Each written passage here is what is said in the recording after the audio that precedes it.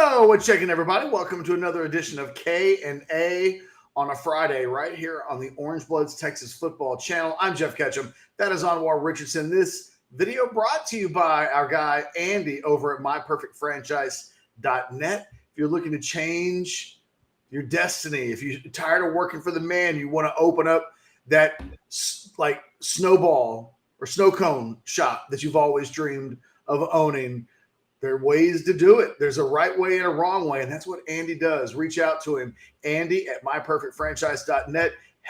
Let him help you build the business that you've always wanted to own and run. Anwar, well, and real quick, everybody, hit that thumbs up button. Like, don't make me ask more than 2 or 3 times a day. Let's get lots of likes. Hit that subscription button if you've never done it. And oh, by the way, maybe share this video on social media when it's all said and done. Anwar, we're going to talk a little bit about Steve Sarkisian and his place in the college football coaching hierarchy in a moment, but we do need to lead off with a little bit of basketball conversation. The Longhorns went right through Colgate last night, and in a performance that was, I think, worthy of a number 2 seed. And then they don't get the dream date with A&M because A&M gets completely blown out of the water. In a weird way, A&M stole Texas's thunder last night. They got beat so bad by Penn State that it was almost unavoidable not to laugh a little bit and talk about the Aggies. It was pretty bad, and it was interesting because that whole night, Catch, I was just thinking back when we had Keenan on and Travis, and they were kind of like poo-pooing the thought of A&M even getting out the first round. And I thought to myself, wow, it's kind of harsh, guys. I mean, maybe you got to give them a shot. And then you're like, oh, I see why you guys got drugged. I mean, there's losing in the first round, and then there's that, like, you lose in the first round, you want to lose by like 3 points, some miracle shot. But you don't want to get drugged like that, and that happened. They got outclassed by a 10 seed.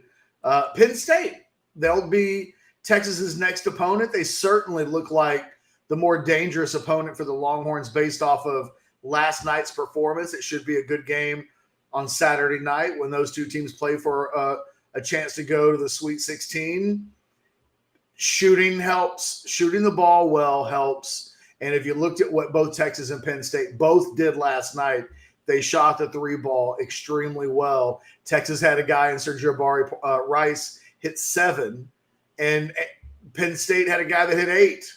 So it will be interesting to see which of those two teams tomorrow night does a better job of maintaining that level of high efficient shooting.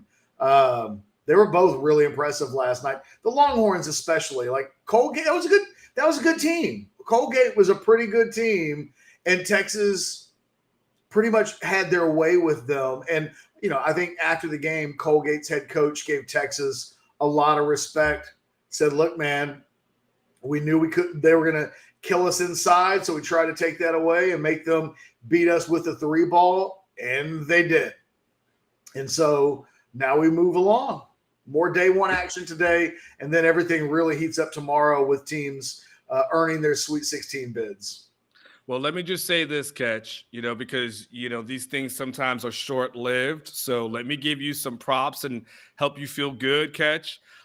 In our Orangebloods bracket, you are currently tied for 15th out of 400 and something people. So I forget what the total number is, but, you don't know how that thing is going to look by the time it's Sunday afternoon. So for the moment, Catch, of where we are at, enjoy being in the upper echelon. I'm in the 28th spot at this moment. So I just want to tell you, enjoy these moments. I didn't even look because, I felt like I'd missed too many. So all that does is tell me that other people had their brackets get smashed to pieces. I think the one thing I felt really good about yesterday, Arizona losing didn't completely kill my bracket because I had Creighton getting to the Elite 8 over Arizona, and a lot of people lost Final Four picks yesterday with Arizona going out as high as they did.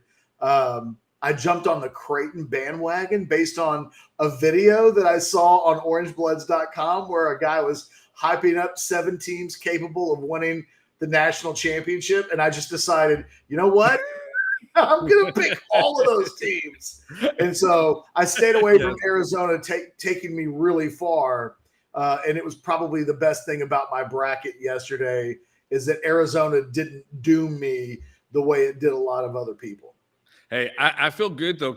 I predicted South Dakota State and Furman to win catch. So I was able to successfully get at least 2 upsets out of there. My bracket's still pretty much intact. I didn't really I did have Arizona advancing, but then I had them losing in the round of 16. So it's not too bad. I had West Virginia. I don't know why. I should have known better with Huggins in the tournament. Like, why did I even think they would make it out of the first round? Like, that was just probably dumb on my behalf.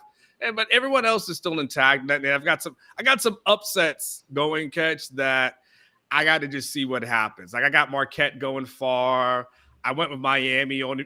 Yeah, I went with I predicted stuff just on the not any formula. Just off of what would be the craziest things. I'm like, Texas, Rodney Terry, who's going to be the next coach? Wouldn't it just make sense that that's a Shaka Smart Final Four year, just out of the clear blue? I'm like, yeah, that would be something that would be crazy enough to happen. And I just went with Miami just because I'm from Florida, and no other logic. It's funny you bring up Huggy Bear and West Virginia losing yesterday. It's an interesting little segue into the conversation that we're going to have today. Yeah. In that, a week ago when I was trying to rank the Big 12 basketball coaches in a where would Rodney Terry fit on a top 10 list of the Big 12 coaches currently that exist. And Huggins is one of these interesting conversation pieces because he's accomplished so much, but what is he now? What is he? Is he the elite guy from 20 years ago when he was at Cincinnati and Nick Van Exel and going to Final Fours? Or do you have to rank him lower because resume be damned, he's no longer at the elite version of himself? I think when we look at this college football list here in a second and we run through where should Steve Sarkeesian rank in a list of the top 25 coaches in America, there are coaches on this list who are kind of grandfathered into the list. And I think one of the things that you've got to say about Steve Sarkeesian outside of the other coaches on the list is that there's still a proving ground for Sarkeesian that he has to reach, that even if Steve Sarkeesian were on this call with us today and saying, look, I absolutely believe I'm a top 25 coach in college football, the 13-12 record in the last couple of seasons doesn't necessarily reflect that.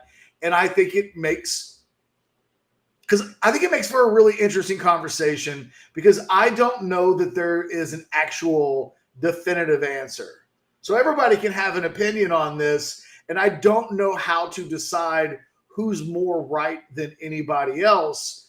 I know that if you want to start making lists like this, you have to start winning a lot more games. And that's a constant theme that we're having with the Texas football program in every conversation that we have this season. So, Catch, I don't have the list in front of me. Is there a way you can kind of run it down? So, because I'm curious as to, who made the cut. This is you're referring to an Athletic article that occurred recently. Well, let's do it in groups of 5. Okay. So I'll start, and we'll start off at the very top because it's real easy to get the Nick Sabans and the Kirby Smarts out of the way when we're having this conversation. All right. In order, this is Bruce Feldman. Feldman's about as well respected of a college football voice as there is in America. I mean, if you were doing a top 10 list of college football voices in America, Bruce Feldman's almost certainly on that list. So this isn't this isn't one of those deals where some guy in a basement. I don't know why they're always in a basement or in their mom's like in their mom's house, but it's a legit guy. So Okay. 1 is Saban. Okay. 2 is Kirby Smart. Okay. 3 is Dabo Swinney. Right. 4 is Jim Harbaugh. 5 is James Franklin. I mean, that list is pretty solid. So the funny thing is, it's interesting that a couple of years ago, Michigan wanted Harbaugh. The fans wanted Harbaugh out, and they were just done. And there was always that, like, what are they going to do? And, and I think they got like a little extension, and like now he's like a top 5 coach, and all is good again. So, but yeah, I mean, all of those, there's probably no surprises there. There's one for me. Which one is Franklin? Well, look, so, and for the record, Jim Harbaugh, I guess Feldman does this list every year. Mm-hmm. He had Harbaugh at 12 last year. And I almost don't care what Jim Harbaugh's doing at Michigan. I've seen Jim Harbaugh take a team to the Super Bowl in the NFL, and he's had so much success there that some of these dudes don't belong in a discussion with Jim Harbaugh when it comes to coaching football. I'm surprised our guy out at USC didn't crack the top 5. Lincoln Riley was number 6 on this list a year ago. He's in the second 5 this year at number 7. I can't rate James Franklin ahead of our guy because at the end of the day, Lincoln Riley is guaranteed great quarterback play. And he's never had a year like James Franklin had during the COVID season, which might have cost James Franklin the Texas job. Yeah, fair.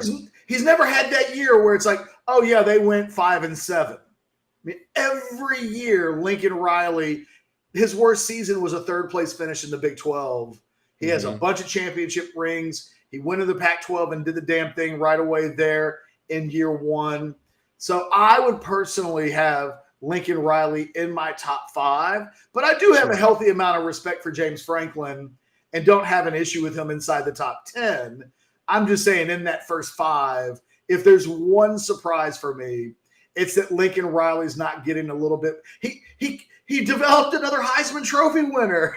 Like how many does that guy have to create? That's his 3rd in less than a decade. So I think he's a little underrated in this. If we look, and it took over a program that was very average at best when he took it over. Yeah, I mean, there's a reason why they made the change. Yeah, because the previous guy wasn't getting it done. All right, so the next 5 looks like this: Ryan Day of Ohio State at number 6, Lincoln Riley at number 7, Brian Kelly at number 8. Kyle Whittingham from Utah at number 9. And number 10 on the list is Lance Leipold at Kansas, who is getting a lot of respect for doing things with the least amount of ingredients. He makes a nice meal with the worst ingredients possible. It's interesting, though, because at the end of the day, Kansas started off with 5-1 and then finished, 6-7, if I'm correct, Fetch? So they ended up losing and kind of going back to kind of a little bit of a Kansas reality. I know you can't ignore the quarterback injury and what that may have meant to them. But, if you lose, what's that end up being 6 out of your last 7, 5 out of your last 6, whatever that math ends up being. I don't know how that necessarily lands you at the top 10. Would have liked them see them finish a little bit stronger. Well, but this isn't a 1 year in a vacuum list. So this is just an overall list? This is overall. This isn't the top 25 from 2022. Okay. This is the top 25 coaches full stop in college football. And the thing you would say about Leipold is, look, this is a guy that won 6 Division III titles and is a 2-time MAC Coach of the Year at Buffalo, where he went 24-10 in 3 seasons and had Buffalo in the top 25. I think as it relates to Sarkeesian, I think the biggest negative about Sarkeesian in this kind of discussion, he needs great ingredients. Like he needs 5 stars. He needs superstars at quarterback. He needs Alabama level talent. Based on what we've seen in the first 2 seasons, he needs a really stacked roster to have really good teams. And he's not one of these guys that I think can take just any old group of players and work something out with them. So for me, the biggest negative that I would have about Sarkeesian is you fully believe that with a stacked roster, he can create one hell of an offense and potentially one hell of a team. There's nothing about anything that Sarkeesian's ever done as a head coach, especially his first 2 years at Texas, that suggests he's elevating guys beyond, as a team, beyond what their individual talent suggests is possible. I mean, yeah, I mean, now that I know this is a collective and not based off of last season, well, yeah, I mean, if you factor in, his years when he was out there in Washington, the short tenure, obviously at USC, and then which amounts to essentially like a season, and then the last 2 years here. Yeah, there would be something for him to be, in the top 25. Like these are guys that you're talking about, at least in the top 10, who have had established records of success, championships, competing for championships, like all those kind of things. So we've seen that before out of them. We've seen Brian Kelly go to LSU program and turn that thing around right away, where all the jokes aside about his little country accent and all the other kind of things, and at the end of the day he gets to LSU and does the damn thing. The same thing with Lincoln Riley. He inherits a program that was mid at best, and he turns those things around. So yeah, to get to that level, catch to be even in the top 10 conversation, that's not going to be a 1-year thing. I mean, he'd probably have to go undefeated to that degree. They have to be like a lightning in a bottle. It's kind of like that LSU year where Orgeron wins the national championship. Yeah, Orgeron. And for the most part, going into that season, Ed O was kind of just like a good coach, but nothing that you would say was special, that you just thought to yourself like that was going to happen. And then all of a sudden lightning a bottle happens. Like that's probably the conversation that Steve would have to have, the season he would have to have for us to have like that conversation to even get to top 10. Yeah, I mean, every guy in the top 8, I guess, outside of James Franklin, most of these guys have been in the playoff.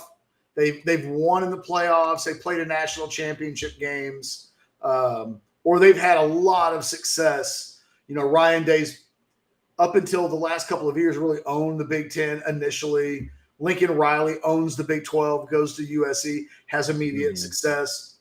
If we look at the next 5, the question I have is, at what point do we find an area of the rankings where we think Steve Sarkeesian belongs in, if at all? And I would say this about what Lance Leipold at Kansas has done. Do I think if Steve Sarkeesian went to Wisconsin Whitewater or Buffalo or went to Kansas and was basically left with a program in ruin, do I think that he would be ultra successful? I don't. Based on what we've seen so far from him as a head coach, I really believe that his biggest amount of success as a coach in general, super stacked teams at USC when he was an assistant coach, super stacked teams at Alabama, when he doesn't have a talent advantage, I don't know what he is as a head coach, whereas these other guys just have more solidified accomplishments at this point. If we look at the next 5, 11 through 15, okay, you've got Luke Fickell at Wisconsin, who obviously did a fantastic job at Cincinnati, 57-18, and that includes a college football playoff bid when he was at Cincinnati. Dave Clawson at Wake Forest, This is the bio on Dave Clawson. Okay. Clawson led Wake to another season with 8 or more wins last year, his 4th time at a place that had done that only 5 other times since World War II. A year before, he led Wake to an 11-3 season, the best in school history. The guy has a knack for putting together excellent staffs, unearthing underrated talent. Prior to his time in the ACC, he oversaw the excellent turnaround jobs at Fordham, Richmond, and Bowling Green. He's a good coach. I don't know how to rank guys like that, but he's a good coach. They got Chris Kleiman at Kansas State, which is completely fair, given that he won the Big 12 last year and then won 4 national championships at North Dakota State. Chip Kelly at UCLA is 14. And then Matt Rule at Nebraska is 15. That's that. Okay, so who was 14? You said who was at 14? Chip Kelly. Wow. Who I feel like is being ranked more, look, Chip Kelly's coached in the NFL and had success, although not tons of success. I don't know that he was a huge bust in the NFL. He obviously at Oregon had a lot of success, played for a national championship. At UCLA, he's okay. He's been good. 17-8 in the last 2 seasons, which is pretty good, but it's not great. And then you look at Matt Rule. I mean, he turns around Temple, and then obviously he goes to Baylor and does a good enough job there that he gets an NFL job. Which an NFL job he should have never received, by the way. And that he did. If I can't tell you that Chip Kelly flamed out in the NFL, I can tell you that Matt Rule did. He did flame out. Yeah. I'm struggling. I'm struggling a little bit with 12 through 15 at this moment. Okay. So the Clawson thing with Wake, I mean, Catch, at the end of the day, his record at Wake Forest is 59-53. So it's when you just go through it year by year, and I'm looking at his seasons. I'm looking at 3-9, 3-9, 7-6, 8-5, 7-6, 8-5, 4-5 during that COVID year, 11-3, and then back to 8-5 last season. He's at an awful place though. Like Wake Forest is the Kansas of the ACC. I mean, but the ACC is not really they don't have a ton of killers. Once you get past Clark Clemson, could go 11-3 at Wake Forest. Do I think he could go 11-3? Well, I mean, Clawson has only done that like one time. So right. If you're telling me in one time in 9 seasons, do I think Sarkeesian could catch lightning in a bottle? Sure. One time in 9 seasons? Yes. But outside of that, like, it's one time in 9 seasons. For me, the Matt Rule thing, I've never really have been like super huge on Matt. I get it. His overall record, Catch, he's 47-43. He was okay at Temple. He had 2, 10-win seasons there. He 1 win his first season at Baylor, 7 the second season. And yes, they have a great season at 11-3. But again, overall, he's 47-43 as a head coach. He got exposed in the NFL. I think Matt Rule has this reputation of being this coaching czar of sorts. And I don't think there's a lot on his resume that proves it. Do you think Steve Sarkeesian could have turned Temple around? Because hasn't Matt Rule had more success at Temple and Baylor than Sarkeesian's ever had at any job? I mean, Temple, though, the hard part about the conversation as relates to Temple is they're playing on a Temple level. So here's what I mean by, I'm looking at, look at one of their seasons here. Let me go to a 10-4 season. We're talking about them. What it did beat Penn State that year, 2015. That is pretty damn good. But Cincinnati, Mass, but they also play Charlotte, Tulane, UCF, East Carolina, SMU, Memphis. Like they are playing guys who are on their level for the most part. Now they do have some decent wins, but do I think what good would coach? You point to as Sarkeesian that you would say Sarkeesian did this, and it justifies putting Sarkeesian in a conversation with any of these guys? Well, but just because those guys have been kind of average at average programs. Well, no, they've had exceptional seasons.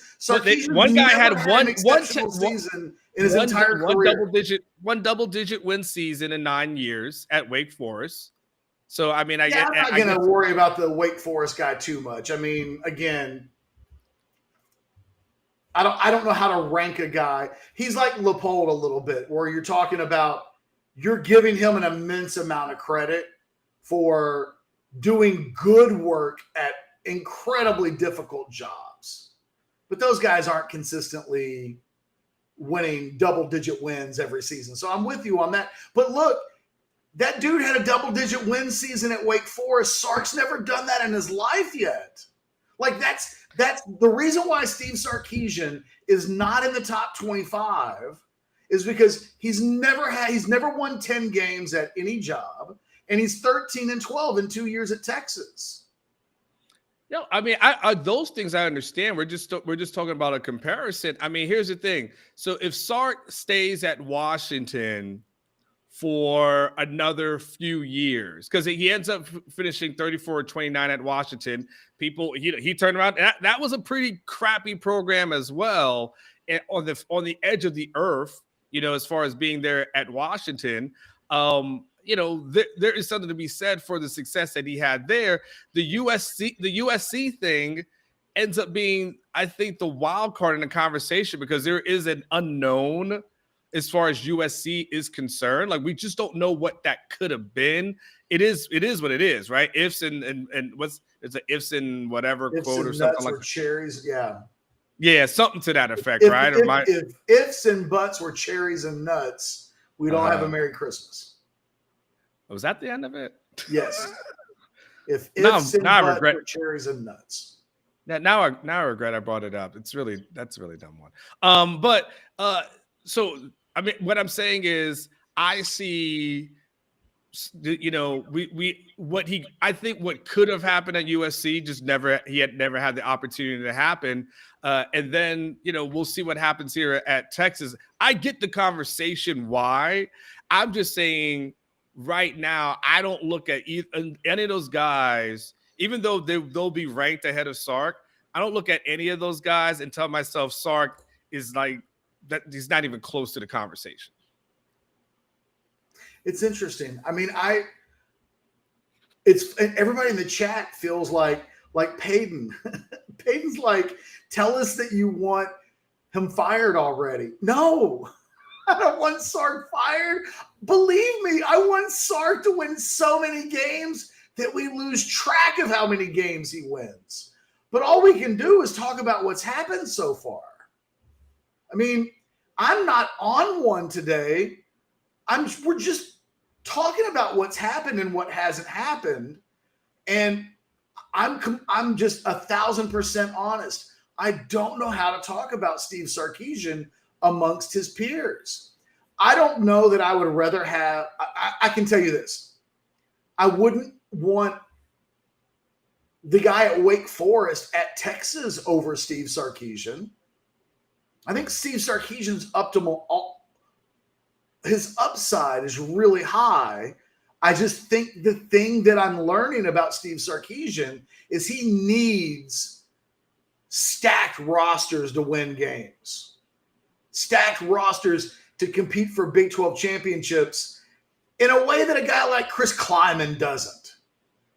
And Chris Kleiman took Kansas State and in pretty short fashion has them competing for championships, winning championships, playing in major bowl games.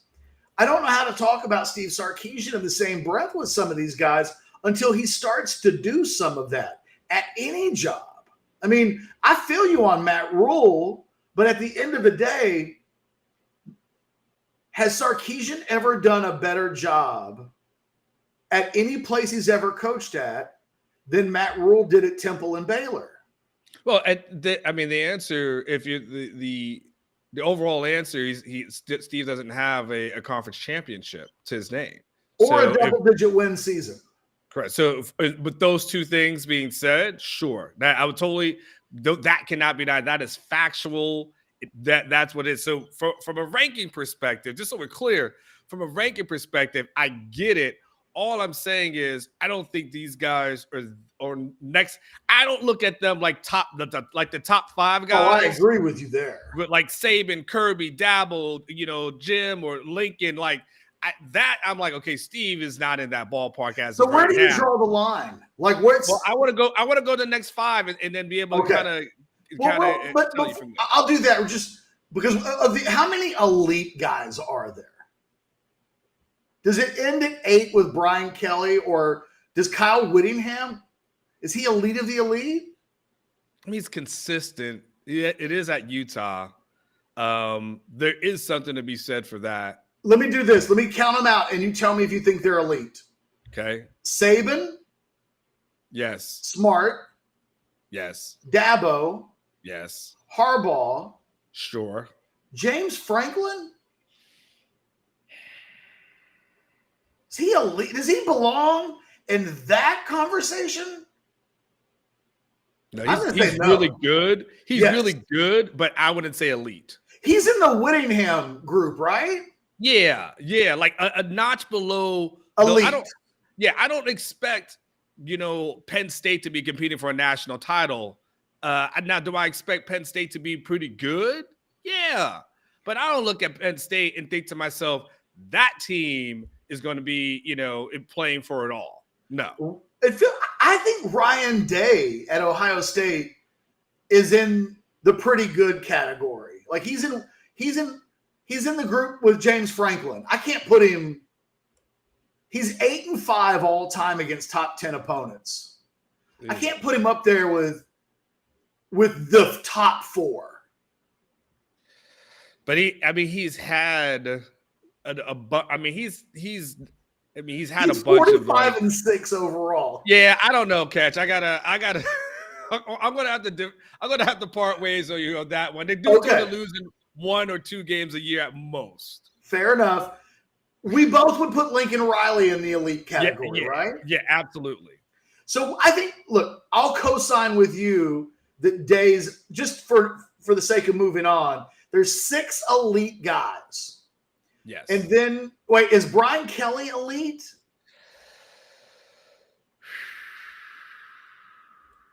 He's never won a national championship, but he's played for one.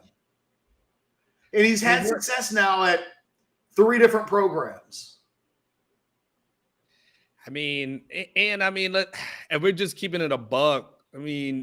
Notre Dame, while it's Notre Dame, this is not the Notre Dame that we grew up on watching NBC on Saturdays where kids were deciding, like, am I going to go to Notre Dame or Nebraska? Like, it's hard from a recruiting standpoint to get some guys there. So I'm going to put him – he did have a 4-win season one time, though. Now, you know what? Didn't someone die under Brian Kelly's watch at Notre Dame? A manager. Didn't he have him go up there allegedly and film during? Not allegedly. He did. It happened. He's off my list. Okay, so we've got 6 elite guys, and then there's a class just below them where we're putting James Franklin, Brian Kelly, Kyle Whittingham, and then I don't know that I can put Lance Leipold in that group. No. He's in a next tier down, right? Yes. Luke Fickell, isn't he in that same next tier down? I can't say that what he's done is the same as Brian Kelly. No. So there's 6 elite guys. There's 3 near elite guys, and now we're in this next tier. Let's go to 15 through 20. Because all these other guys are in this third tier, right? Mm-hmm. You've got Kellen DeBoer at Washington, who, I mean, we saw in the bowl game last year. Jimbo Fisher's at 17. Mark Stoops. We'll come back. We'll come back to Jimbo. Okay. Don't worry. Okay. Mark Stoops at Kentucky. Hugh Freeze at Auburn. Oh, yeah. And then Sonny Dykes at TCU.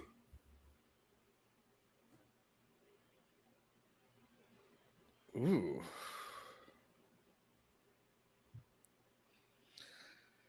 I mean, I have no real problems with any of that. Where was Jimbo last year? Did they tell where was he? Yeah, Jimbo just the year before was number 7. Okay. That was obviously coming off ranking them appropriately. What's that? I say he's ranking them appropriately. Okay, that's fine. You know that Jimbo went 9-1 during the pandemic. Outside of that, his record in the SEC is 15-17. And so this is where I'm stuck with the Jimbo conversation just a little bit, because I feel like in the rankings a little bit that the FSU years are the ones that are carrying him in this ranking as opposed to the A&M years. And, you know, again, there's he has 2 5-win seasons on his resume. So he's got 5 and 6 at FSU.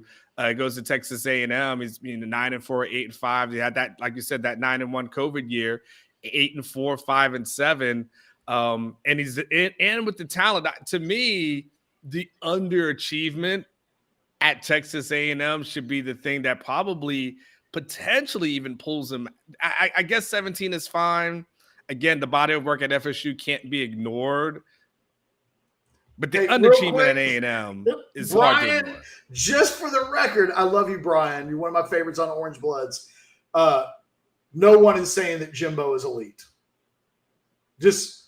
I swear to God, those words did not come out of my mouth. And I know Anwar didn't say it. So just so you know, because I don't want someone to see that in the chat and think to themselves that either Anwar or myself think that Jimbo is elite. I'm not. I'm still. I think my internet or something might be messing up, Kat. So just there may be like a little bit of a delay here. Okay. Yeah, I'm okay with 17. But if you wanted to talk me lower, I would probably be okay. I'd be very easily to talk lower than 17. Feldman says in his write-up of Fisher, quote, he's only still in the top 25 because he led FSU to a national title in 2013 in the middle of a run where he had 4 top 10 seasons over a 5-year stretch. This is the Huggy Bear comment that we were having about basketball. It's how long do you give coaches credit once they're clearly no longer at their peak power? And I think the thing that you would say, the real big positive for Sarkeesian is I feel like he's still ascending. Like I don't feel like we've seen the best of Sarkeesian. I do feel like we've seen the best of Jimbo Fisher. Like it ain't ever going to be better than it was a decade ago. I mean, catch his last double-digit win season was in 2016. That's the last time he finished 10-3. He hasn't posted a double-digit win season since then. Now, I know the COVID year, you might say to yourself, that could have been something else. It's 9-1, so maybe I grade that with a little bit of a curve. But even if I graded with a curve, that would still be 1 in that time frame, and that, for a guy who was putting together double digits year after year, essentially, if I'll grade that with a curve and say you may have had 1 since that point, like just 2016. And by the way, Catch, within that time frame, he's had 2 5-win seasons. I feel like we're in a tier of coaches right now where I don't know that I can argue Steve Sarkeesian over some, like Mark Stoops is 40-23 at Kentucky. That's really good. But he went 7-6 too. And so there's a little up and down there. I don't know what to say about Hugh Freeze. I feel like Sark's probably in this group of coaches. I just don't know the case that one can make where you can say he's definitively above them. I think these are his peers, but I think that we're waiting for him to soar above this level. Is that fair? Yeah, I think that's fair. I think there's an anticipation that he'll be in that level, and I feel like there's an anticipation, Catch, that he's built the team that we believe will be able to consistently win year in and year out, in the way he's building through recruiting and things to that effect. Trying to bring in high level quarterbacks. The line, that's going to be something I'm going to write for Sunday on both sides of the line. So you feel like they're going to win up in the trenches. They're trying to bring in elite quarterbacks. So you feel like they're getting that. It's just a matter of when does it happen? But I think there's a conversation where I think that's maybe where the conversation is, where it hasn't happened yet, but there's an anticipation that it will. Is that fair? I think so. I think we're kind of on the same page. There's a little bit of benefit of the doubt there that it just is what it is. What do we do with Sonny Dykes? We can't ignore he got his team to the CFP. So we cannot ignore that. In his first year. Yes, in his first year. As stomping be damned, right? And they got a butt kicking for the ages. But at the end of the day, right, you can laugh at it, but and we laughed at it, and I laughed at it. It was kind of an ass kicking. But so that portion happened. The hard part with Sonny, though, Catch, is he's only had 2 double-digit win seasons in his career, right? And the Louisiana Tech was like, it was okay while he was out there. Him being at a Cal happened. And the Cal experiment really wasn't that great. He was up and down, I would say, at SMU, fairly consistent. He was 25-10 in 3 years. Yeah. But it's a mid-tier level job, to say the least. Correct. So there was nothing on Sonny's resume, like when we had the conversation about like Lance Leopold, right? Yeah. There was nothing on his resume that you said to yourself, he did that there. Yeah. Damn it, right, man. Just give him time here, and that's going to happen. You're 100% right. He did catch some lightning. Thanks. So he did catch some lightning in a bottle where we just say to ourselves, everything fell in place, and we'll have to see if he can duplicate that. But I don't think there's anything on his resume, Catch, prior to this that you just look at to yourself and say, damn. But he gets to the CFP, and because of that, he gets the ranking. And he did win the first time a Big 12 team ever won a game in the playoff. Like, it wasn't that he just got there. That you would say that Sonny Dykes has done that, whereas Lincoln Riley's never done that. Just the one of the comments that Feldman makes, the very last sentence in his write-up on Dykes is, quote, "We'll be surprised if Dykes doesn't keep TCU in the top 20 for a long while." I don't know that I feel that way. No, that actually was funny. That's because I was going to bleed into, do you think they come close to, do you think TCU today is a double-digit win team? Well, if you're in the top 20, you're basically going 9-3 every year. 9-3 is like the baseline typically for a top 20 record. 8-4, maybe if all your losses are against big teams. I I think Sonny Dykes and TCU are good once every couple of years, once every 3 years. I think if you ask me how many top 20 finishes do I think Dykes gets in the next 10 years, maybe 3 or 4. Like, I don't know that year in and year out he's going to keep that program at a level that keeps him on this list. He's 20th right now. If they go 7-5 next year, he ain't on this list next year. Yeah. Real quick, let's go through the next 5. I mean, go ahead. I was just going to say, Catch. I mean, I think that, Cincinnati ends up being a team that's going to come into this league and I think be very, very competitive from day one. I don't think you can sleep on a team like a UCF and what they'll be able to do, for recruiting wise and bringing that brand in here. So I don't look at it like, TCU, it's TCU's, conference to lose over the next couple of years.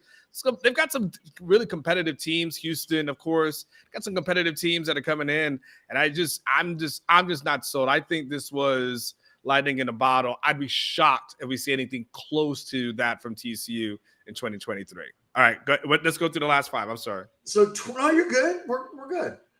Number 21 is Mike Norvell at Florida State, which, he went from 3 wins to 7 wins to 10 wins. Okay. Number 22 is Josh Heupel at Tennessee, which had a really good year last year, no doubt about that, and did go 28-8 at Central Florida after taking over for Scott Frost. Kirk Ferentz at Iowa is number 23. He's kind of the Bob Huggins of the Big Ten. Brett Bielema at Illinois. And then number 25 is Troy Calhoun of Air Force, who doesn't have a double-digit win season under his belt year at Air Force. All right, I'm done with this list. This list has been exposed. Can I tell you why? Why? It's no Mac Brown. Yeah, he mentions right under his top 25 that at one point during the week, as he was creating this, that Jonathan Smith, PJ Fleck, Willie Fritz, Mike Gundy, and Lane Kiffin were on the list before falling off the list, and that he also considered Jamie Chadwell, Matt Campbell, Mac Brown, and Pat Narduzzi. Mac Brown has to be on the list. You can't put these other guys on the list and talk about things that they did in the past and ignore freaking Mac Brown. Like, what are you doing a good job at North Carolina? He is. They're winning. They're winning every year. So now, I'm done. Now, if you can't tell me that all Jimbo gets to stay on this list based off of one national title or at FSU, and Mac Brown doesn't get in there with 2 title games, like, come on, man. Like, he's got probably more wins than the majority of people that are on this freaking. What is Mac's record right now? Mac has to be on the list. Catch. Just has to be. 408 wins, 268 losses in 33 seasons, and Mac's not on here. You can't put Kirk Ferentz at number 23 and not have Mac Brown on there. Mac Brown. A couple of things. I think you and I would both agree that this last 15 to 20 coaches that we've been talking about, once you get to 15-ish on that list, all the way through the guys that he did, that's kind of Steve Sarkeesian's peer group right now. I mean, I don't know how you rate, I don't know, Troy Calhoun at Air Force over any, not that he's a bad coach, but, the question I guess I have for you is this. Steve Sarkeesian, let me make sure I count this up right. 26, 27, 28, 29, 30, 31, 32. Steve Sarkeesian didn't make Feldman's top 34. In 2024, so this time next year, is Sarkeesian on the top 25? Well, yeah. And that is all really just, based off of, I think he's going to actually have a pretty good season this year. Like, I think there's a lot of potential for a breakthrough season.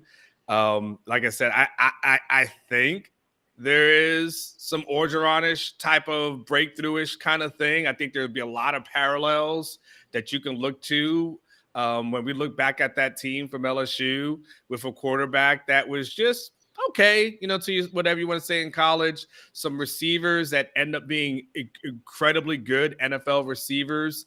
There ends up being a lot of talent on that team. Like you go back, Catch, and look at that Texas LSU game, and we start going back and just look at all the NFL talent on both sides of the ball that came out of that game.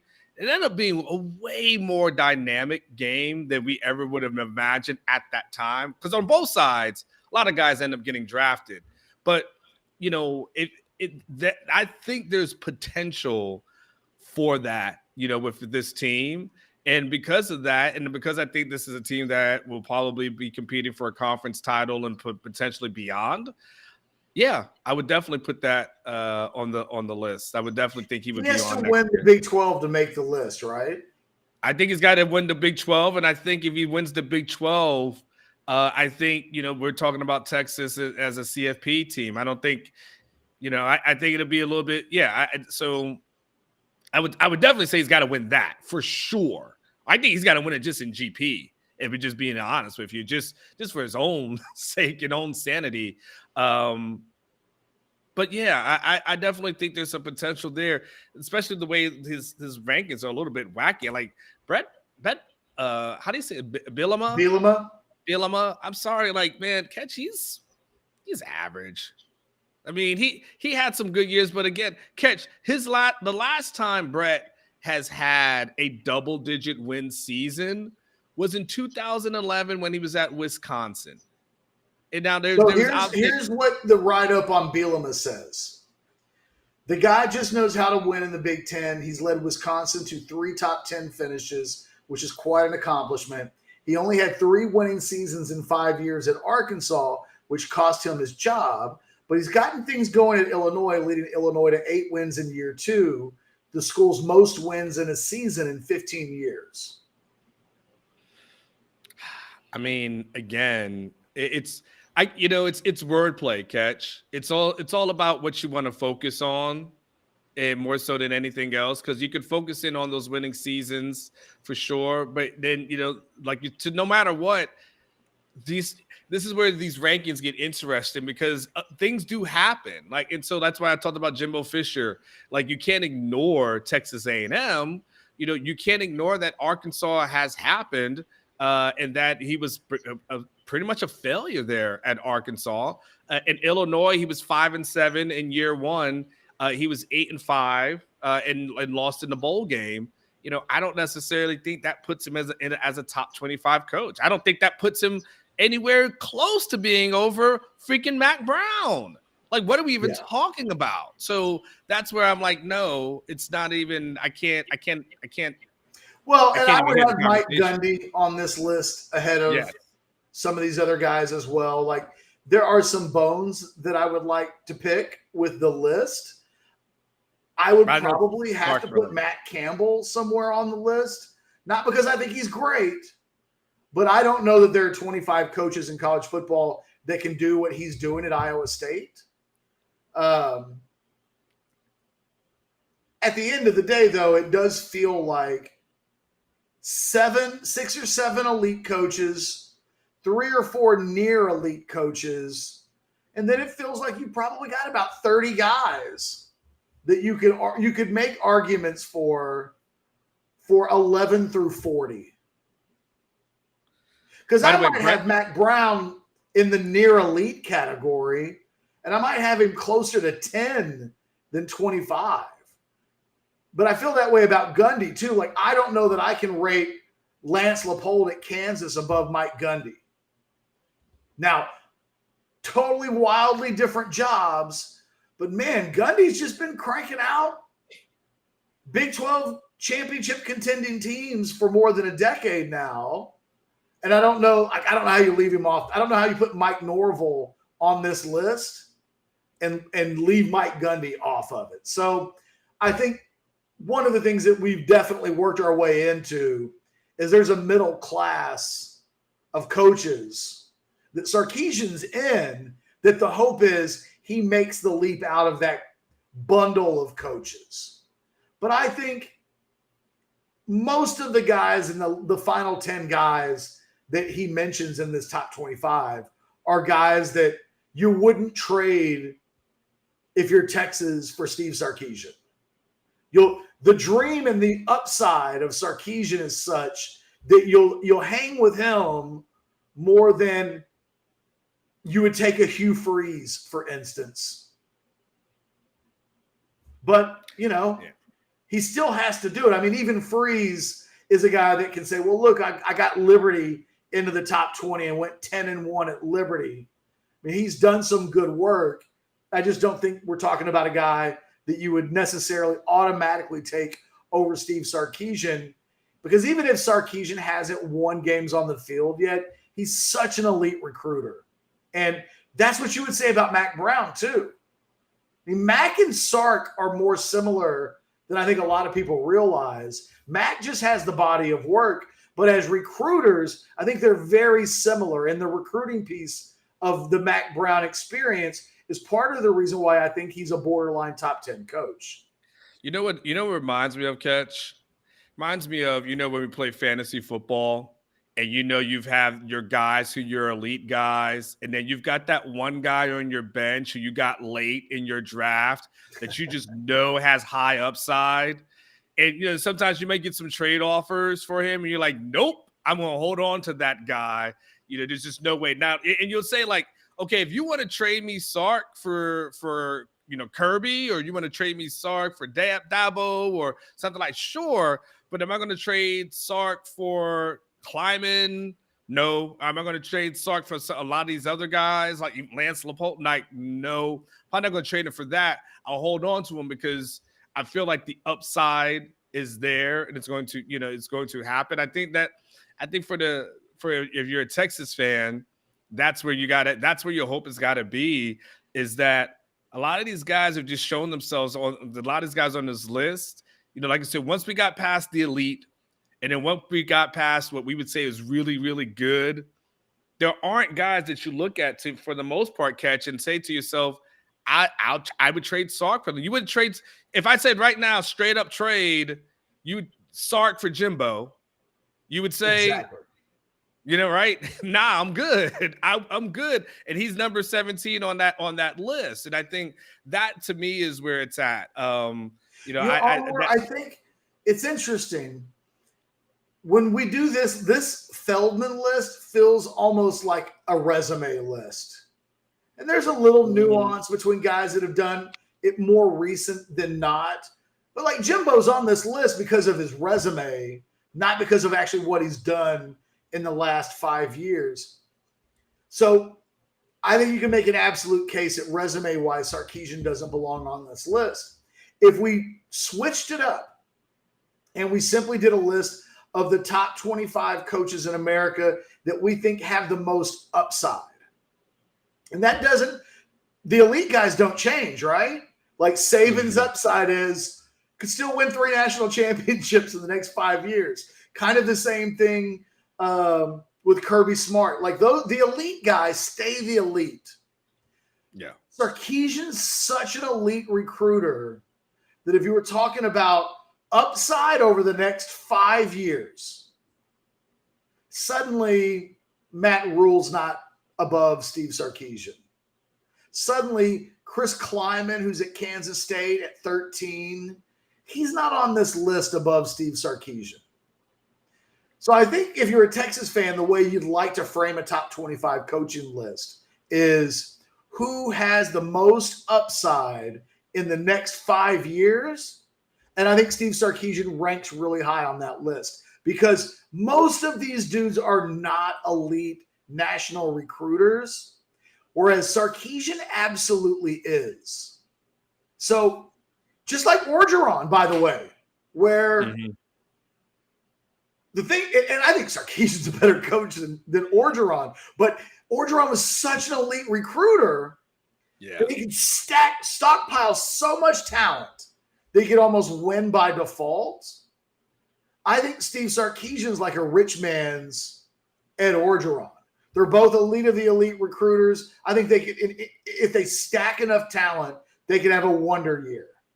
I think Sarkeesian's the better version because I think once he gets to that level, I think there's a good chance that he can sustain it. There's just no way to win a resume war right now if you're Sarkeesian. But if you're talking about upside and you're talking about the future, I think that's a list that he ranks really high on. Yeah, I would, I would definitely agree. By the way, I do agree also with the Mike Gundy statement that you made. He's only had one losing season since 2005, and that was his first one. Some respect on that on man's head. But outside of him, I just want to make sure I totally agree with that. And yeah, I definitely, like I said, I think this tapped into this Orgeron comparison where elite recruiter, you're just telling yourself you're just waiting for it to, happen. One day it falls into place. He gets a quarterback that transfers in, from Ohio State. Again, it's kind of like, okay, in his first year, and then that thing happened. I think that's what you're hoping for. And like I said, it's he does recruit at such an elite level. We've talked about it. I've been out of practice, and I know you're up to date on everything that's going on. The people you talk to, the team is stacked. There's a lot of talent. We're not looking at this thing and wondering like, how are you going to fill that hole? It's more about, well, what guy is going to fill that position? Maybe a little bit unknown, but we're not thinking to ourselves, there's just a lack that is here. And so, yeah, he may not be on it now. And Bruce, if you were hearing this and, we appreciate you putting this list out because you gave us something to talk about. During spring break when we needed it. So please know when I see you at a Texas game at some point, don't be pissed off at me. Don't shy away from saying hello. But yeah, there is some upside. You're right. It's hard to make a case. I think when Sark catch, last thing I'll say on it, I think when he wins a conference title, then I think the case can start to be made because first of all, that's 10 wins. So that 13 and 12 now becomes a 23 in a 14-ish kind of thing, right? And so now all of a sudden things become a little bit different. The conversations become different. 2 winning seasons, and all of a sudden, what I'm saying, things change a lot differently. So for our sake, hopefully he is on this list sooner than later. God, from your mouth to God's ears. You know what I mean? Like, yeah. I crack up a little bit by the people who think that our negativity is baked in our desire to have him fail. It's like, you guys do not understand us at all. When Texas wins, the moment Sarkeesian makes this list is the moment like Orangebloods subscriptions start to go up and we start getting more views and subscribers on the Orangebloods YouTube channel. Like, the two things are absolutely connected. Believe me. Onwar and I would love to. We're going to do this again now that we know that it exists, because apparently Feldman does this every year. We'll do this again next year, and we can look back on what we said today and how much of it came true and what didn't. But man, do we want Sarkeesian on that list. Catch, the best time I've ever had covering this team was after the Sugar Bowl win. Oh. Like that. Like everyone was happy. Everyone was just in a good mood. Like everyone cared about spring ball and fall ball, and wasn't a ton of negativity going on. Like it was just a good time, man. I missed those days. I missed them so that one much. Good time in the last 13 years. Amen. All right, look, we're going to go watch some college basketball, guys. Yeah. Do us a solid. Slam that like button. Do it for us right now. Slam it. Make that thing light up. Subscribe to the channel if you haven't already done that. It means a lot to us. Get notifications. Tweet this video out get people mad at us. Like, I'm okay with that if it means you're sharing the word of the Orangebloods Texas Football Channel. For myself, Anwar, Blake, the producer, you guys have a wonderful weekend. Seriously, live it up. Here's to Texas. If you want to know when the next video is going to be, by the way, it might not automatically be the Monday Overreaction Show on Monday, because if Texas wins tomorrow night and advances to the Sweet 16 for the first time in half a generation, one way or the other, I will be on. I'll see if we can get Keenan. I'm a little shaky on that after he dropped out on Anwar on Wednesday night, but I will demand it of Keenan, I think. I think Keenan and myself will join immediately after the game for instant reaction to what would be. I'll be available. I'll just be tipsy as hell. But I can come on. Isn't that a great win? There won't be water in Anwar's hands, but that's all right. It'll be Saturday night. There won't be water in very many people's hands at that point. So here's to us doing a live post-game video tomorrow night after Texas advances to the Sweet 16. Should that not happen, God, it might even warrant a show at that point as well for wildly different reasons. Although I might avoid that simply because you guys would call me a hater if we were talking about Texas losing in the Sweet 16. The implications of that would not be good. By the way, go watch some NCAA tournament stuff right now. Kennesaw State beating number 3 seed Xavier 43-36 at halftime. That's the 3 seed in the Texas side of the bracket. If Xavier loses, what it means is if Texas can win tomorrow night, that Sweet 16 game might suddenly be against a 6 seed.